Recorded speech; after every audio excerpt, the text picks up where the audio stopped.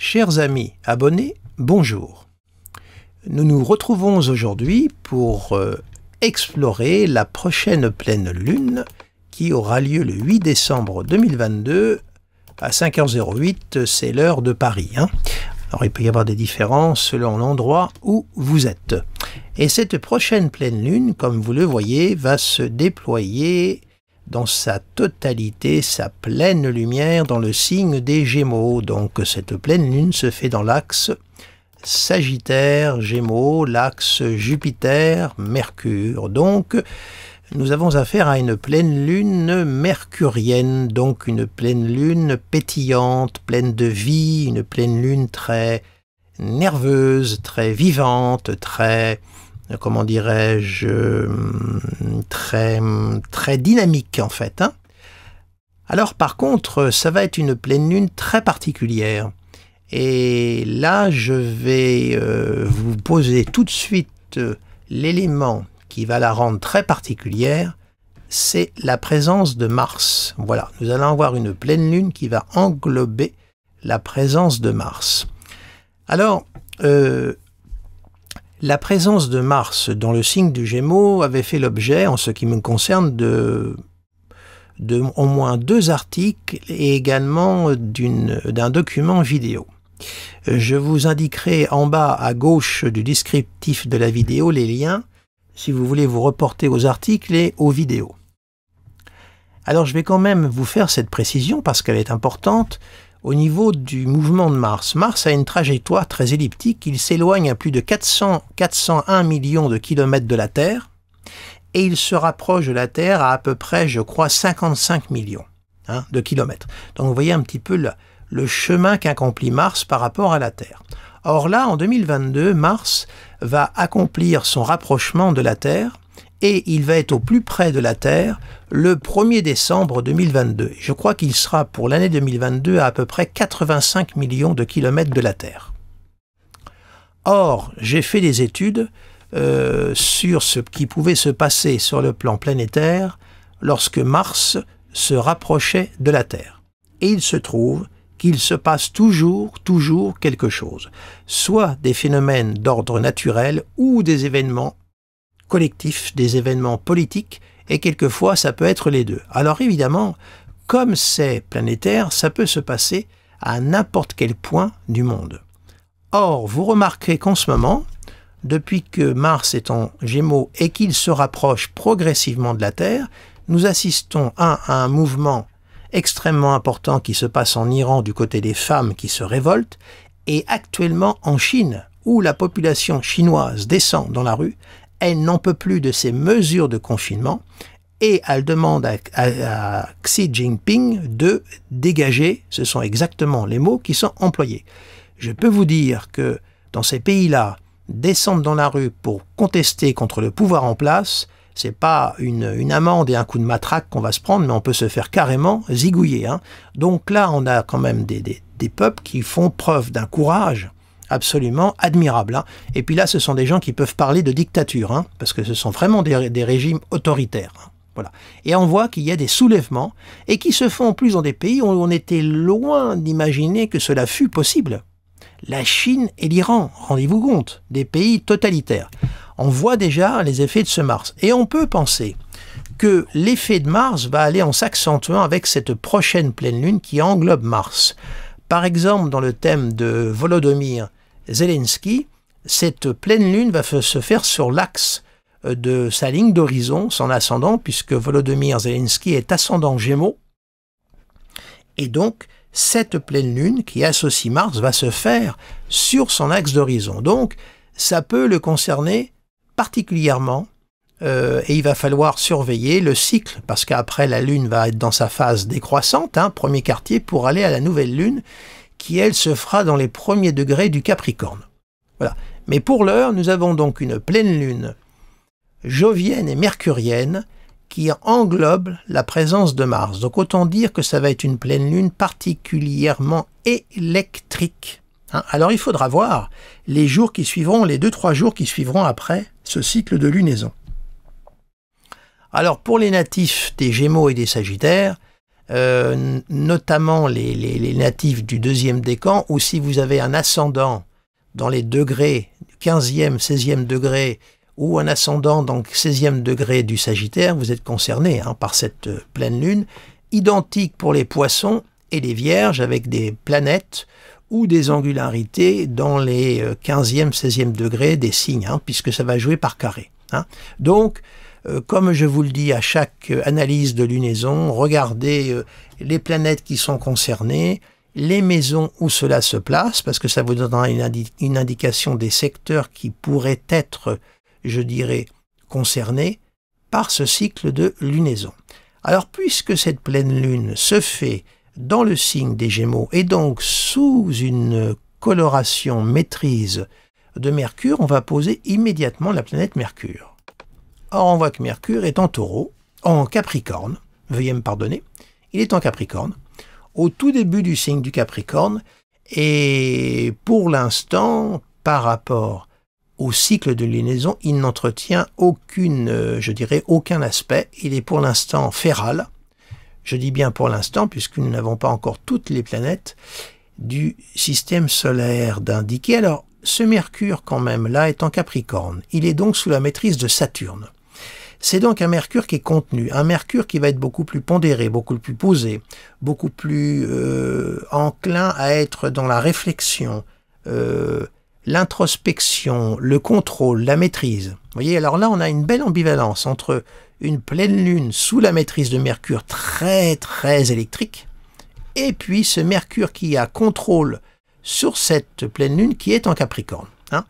Alors, j'ai oublié de vous dire que cette conjonction Lune-Mars, la Lune, vous savez, ça régit aussi les sentiments. Donc, durant cette pleine Lune, surtout, le conseil que j'ai à vous donner, là, ne vous laissez pas emporter par vos sentiments, des blessures d'amour-propre, c'est typique, là, avec un soleil jupitérien, un soleil jovien, attention, et puis ce Mars en face, une blessure d'amour-propre, et puis on peut avoir une parole malheureuse, on peut avoir des propos extrêmement blessants.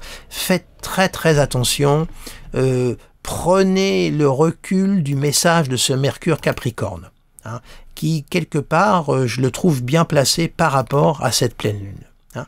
Alors, puisque Mercure, on va procéder par jeu de maîtrise, Mercure est dans le signe du Capricorne, donc sous la maîtrise de Saturne, eh bien on va poser immédiatement Saturne. Saturne, comme vous le savez, lui, il est en Verseau. Et là, qu'est-ce qu'on voit? Eh bien, précisément, vous voyez, ce Saturne est au sextile du Soleil, sextile appliquant, et au trigone de cette pleine lune, trigone également appliquant, puisque la Lune va continuer son avancée et va former le trigone exact quelques heures plus tard, et le Soleil également. 4 jours plus tard, il sera au sextile exact de Saturne. Donc on a quand même cette pleine lune, là, qui est tout de même, je dirais, contrôlée, sous quand même la maîtrise de Saturne. On a une double résonance saturnienne, vous voyez, par la maîtrise de Mercure en Capricorne, et Saturne qui vient se greffer par harmonique à cette pleine lune. Donc, on va dire que c'est quand même une pleine lune qui pourrait marquer un débordement, qui pourrait marquer quelque chose de très violent, vraiment, mais qui est quand même contenu par Saturne. Donc il y a quand même une notion de contrôle et une notion d'ordre qui existe dans cette lunaison. C'est plutôt, on va dire entre guillemets, rassurant, c'est-à-dire que s'il y avait, comment dirais-je, contestation, débordement, irritation, agressivité, ça pourrait être quand même contrôlé et ça n'irait pas trop loin. Tout au moins, en l'état actuel de la figure que nous avons sous les yeux. Mais on ne l'a pas dans sa totalité, il va falloir voir l'interaction des autres planètes. Alors, puisque Saturne, lui, est en Verseau, autrement dit, sous la maîtrise d'Uranus, on va positionner immédiatement Uranus. Or, on sait qu'Uranus se trouve dans le signe du Taureau. Voilà.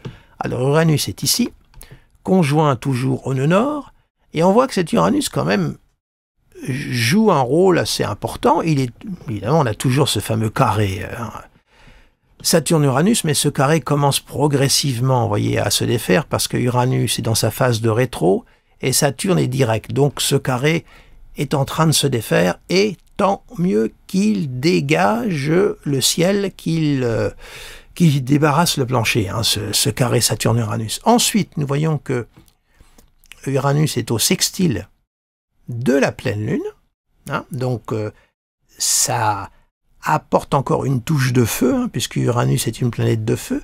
Sesqui carré à Mercure et quinconce au Soleil. Alors c'est un quinconce plutôt tendu puisque, non pas vraiment, puisque le Soleil lui est en train d'aller vers le trigone, donc c'est plutôt un quinconce plutôt, je dirais, constructif là pour le coup, puisqu'on voit que le Soleil se dirige vers le trigone, hein, donc puisque le Soleil est la planète la plus rapide, hein, dans cet aspect, donc c'est un quinconce, je dirais, évolutif et constructif. En revanche, on a un sesqui carré à Mercure, ça par contre c'est plus tendu. Donc on a là un Uranus qui est, je dirais, un peu... il est contrebalancé, mais il vient quand même apporter sa petite note de désordre, hein, bien qu'il soit dans le signe du Taureau. Et si on part du fait qu'Uranus serait exalté en Scorpion, il serait donc en chute, hein, cet Uranus-là. Donc il vient quand même attiser le côté igné de cette pleine lune, hein, il vient apporter sa petite note d'électricité, hein, et puis il vient un petit peu bousculer ce Mercure du Capricorne, hein, mais le sesqui carré est un aspect de tension, hein, donc on a quand même là un Uranus qui vient un petit peu mettre son petit grain de sable dans la mécanique, hein. Alors puisque Uranus est en Taureau, donc sous la maîtrise de Vénus, eh bien écoutez, on va positionner immédiatement Vénus. Alors Vénus se trouve dans le signe du Sagittaire, elle est dans la conjonction de Mercure, et c'est le seul aspect qu'elle forme dans cette lunaison, elle est conjointe à Mercure. Donc on a la pensée qui est liée à Vénus, une conjonction Mercure-Vénus, hein, c'est une très très belle conjonction, hein.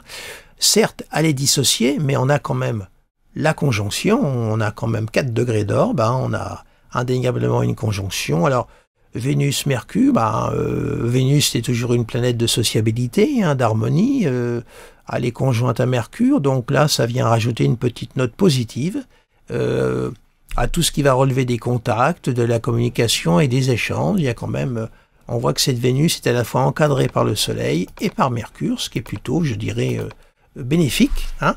Alors pour les personnes qui ont des concentrations planétaires là dans les derniers degrés du Sagittaire ou derniers degrés du Bélier ou du Lion, ça joue par trigone. C'est plutôt une configuration bénéfique au niveau des relations, des contacts, même sur le plan créatif, hein. C'est plutôt bon. Alors puisque cette Vénus se trouve dans le signe du Sagittaire, donc sous la maîtrise de Jupiter, on va positionner immédiatement Jupiter qui lui est en Poisson. Comme vous le savez, il est dans sa course directe, hein, il n'est pas encore dans sa phase de rétro. Il est à 29 degrés des Poissons et il est au carré, effectivement, carré croissant, carré appliquant, pardonnez-moi, et non pas croissant. Le carré est plutôt décroissant, par contre, il est appliquant. Alors décroissant, pourquoi? Parce que Vénus est en train de se diriger vers la conjonction, et appliquant parce que le carré, vous voyez, il y a 2 degrés d'orbe et dans 2 jours, à peu près, Vénus sera au carré exact de Jupiter. Donc, on a un carré Jupiter-Vénus. Alors, Jupiter en Poisson, il est très bien, hein. Alors, on a là quelque chose sur le plan des sentiments qui est plutôt une Vénus de feu, donc une Vénus jovienne, jupitérienne, qui est au carré de son gouverneur, lequel est dans son signe aussi des Poissons. Donc, on a quelque chose qui lie les émotions à la passion, hein. Vénus Sagittaire, c'est une Vénus passionnée, et Jupiter Poisson, on est dans le monde des émotions, donc il peut y avoir quelque chose là, à trop plein d'émotions, qui peut nous submerger et peut-être nous amener à des débordements, je dirais des débordements d'expression vénusienne, hein. Ça peut être des débordements amoureux, des débordements amicaux, des débordements créatifs, hein. Alors, bon, c'est pas... Alors c'est un carré, donc on voit que ça peut avoir un aspect où au bout d'un moment on se contient, hein, on se maîtrise et puis ça déborde. D'un seul coup ça lâche et on se laisse aller. Bon écoutez, c'est pas je dirais un carré bien problématique. Alors après évidemment dans votre thème tout dépend comment ça joue et puis tout dépend aussi par exemple pour les c'est une petite note quand même importante. pour les artistes, je sais pas, si vous avez par exemple des contrats à signer, là par contre méfiez-vous, là, conjonction Vénus-Mercure, carré Jupiter, si vous avez des contrats, méfiez-vous durant cette période-là, voyez que tout est bien en ordre, qu'il n'y a rien oublié, si vous avez un contrat, ben faites-le voir par un avocat, de manière, si vous pouviez gagner du temps et ne pas signer durant le carré, ça serait pas mal. Voyez, gagner du temps, gagner des jours. Hein, gagner au moins 8-10 jours, de manière à ce que Vénus sorte du Sagittaire et rentre dans le Capricorne, et qu'il n'y ait plus le carré à Jupiter. Alors soyez prudents sur ce terrain-là. Hein, tout ce qui est négociation, contrat pour les artistes, les créateurs, faites attention par contre à ce que tout soit bien clair. On a un Jupiter dans le signe de Neptune, hein, c'est flou. Hein, d'accord ? Maintenant, on va positionner, bah justement, je vous parlais du flou, on va positionner le grand maître du flou artistique, Neptune. Et vous voyez, bah Neptune, bah voilà, il est au carré de Vénus. Voyez, donc ça vient un peu renforcer le conseil que je viens de vous donner. Et puis le débordement des émotions, des sentiments, voilà. Bon. Hein, ça peut être un petit moment pour ceux qui sont dans des relations amoureuses à distance, bah, ça peut être le moment où on va davantage écrire, correspondre. C'est une configuration qui est quand même très évanescente, hein, Jupiter-Neptune au carré de Vénus. Hein. D'accord ? C'est pas méchant. Hein. On est vraiment dans le romantisme total. Là, hein. Voilà, donc quelquefois une expression amoureuse qui ne peut pas vraiment se réaliser dans la réalité, elle peut se développer, se nourrir dans l'irréel, donc ça peut être l'écriture, ça peut être l'inspiration. Il y a toujours un moyen de vivre au mieux une configuration, même si on dit que c'est une configuration disharmonique. Hein. Bon, c'est une façon de parler. Et maintenant, on va positionner le grand ténébreux Pluton. Pluton est en Capricorne. Et qu'est-ce qu'il fait? Bah, vous voyez, Pluton, là, il est plutôt...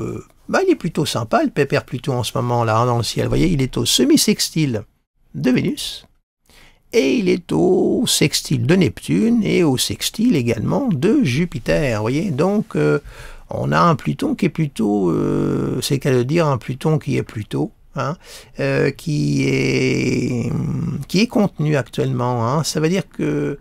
Vous voyez, comme je vous l'avais dit dans ma précédente vidéo, on parle beaucoup de négociations, qu'il faut arriver à négocier au niveau de la guerre, hein, entre l'Ukraine et la Russie. On voit que, et là on est vraiment dans un climat, on a de nouveau le cycle Jupiter-Neptune qui se reforme et qui aspecte Pluton, et on a un semi-sextile à Vénus. Là, vous voyez, on est vraiment dans un climat où on veut à tout prix arriver à ce que cette guerre s'arrête. Il faut dire en même temps que les Américains sont arrivés au bout de ce qu'ils escomptaient. Maintenant, ils n'ont plus rien à tirer de cette guerre. On peut penser que la rencontre Biden-Xi Jinping, ils ont dû en parler. On peut penser que les Américains vont peut-être réussir à faire pression sur Volodymyr Zelensky, justement, puisqu'il a une pleine lune qui est sur son axe d'horizon. Et de l'autre côté, les Chinois vont faire pression sur Poutine pour les amener à se mettre à passer à table. C'est le cas de le dire, puisqu'actuellement, Zelensky, il est plutôt en climat zone de guerre et électrique. Hein.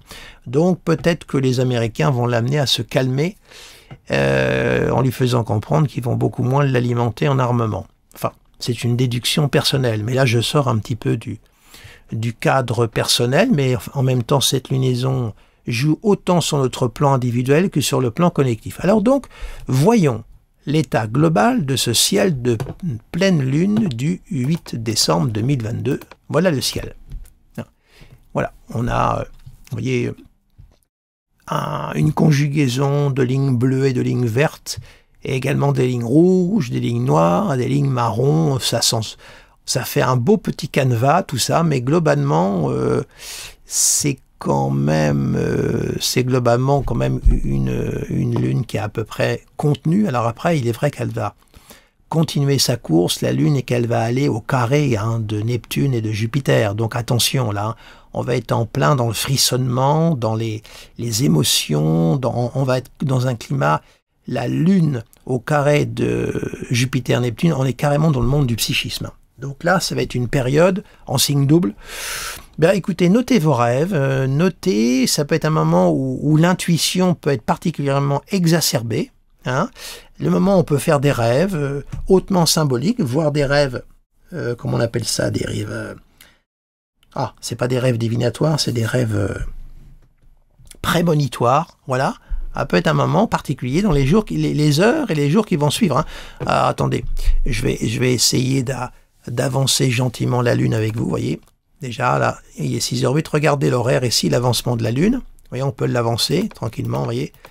Elle avance, vous voyez. Et là, déjà, elle est déjà au carré de Neptune, vous voyez, à 17h, déjà, hein, ainsi de suite. Voilà. On va la pousser carrément, vous voyez. Et là, elle passe à 23h, toujours le 8 décembre. La Lune est ici, vous voyez, elle est au carré déjà de la conjonction Jupiter-Neptune, hein, et à l'opposition de Mercure et de Vénus. Là, on est dans quelque chose de très émotionnel. Donc, la nuit du 8 décembre au 9 décembre, ça peut être des périodes. Ne soyez pas surpris pour les Gémeaux, là, Poissons, Sagittaire, si vous avez du mal à dormir, si la nuit est un peu agitée, si vous avez du mal à fermer l'œil, ne soyez pas trop surpris. Attention également dans les déplacements, là. On a l'indice d'une opposition, vous voyez, qui se met en place. Alors certes, elle est dissociée, mais si on l'avance d'un jour, alors là, je suis allé un petit peu loin, vous voyez, là, et on l'a fait reculer, là, vous voyez, là. On va avoir une opposition Lune-Mercure, vous voyez, dans le carré de Jupiter. Attention pour tout ce qui peut être lié au déplacement. Hein, c'est quand même Mercure. Hein, avec un Mars qui est dans le signe de Mercure, donc attention durant cette période-là. Voilà ce que je pouvais vous dire sur cette pleine lune du 8 décembre. Je termine, vous m'excuserez évidemment. Moi un jour, voilà, je reviens à notre lunaison et je vais revenir quand même à la pleine lune. Voilà, la pleine lune. Voilà, 16 degrés opposés au soleil, voilà. Donc, voilà ce que je pouvais vous dire sur cette nouvelle lune. C'est toujours pareil, hein, c'est toujours les conseils que je donne à chaque fois. Plaquez cette figure sur votre propre thème et essayez de voir un peu le rôle de cette lunaison. Voilà, je vous remercie de votre fidélité, de votre présence. Merci aussi pour les messages que vous m'adressez par mail. N'hésitez pas à la partager. Pour les nouveaux venus, n'hésitez pas à vous abonner à ma chaîne YouTube, ainsi qu'à mon site internet. Vous verrez l'adresse dans le générique final. Voilà. Eh bien, je vous remercie de votre présence, de votre attention, de votre fidélité. Je le répète, c'est important. Et je vous dis à très bientôt.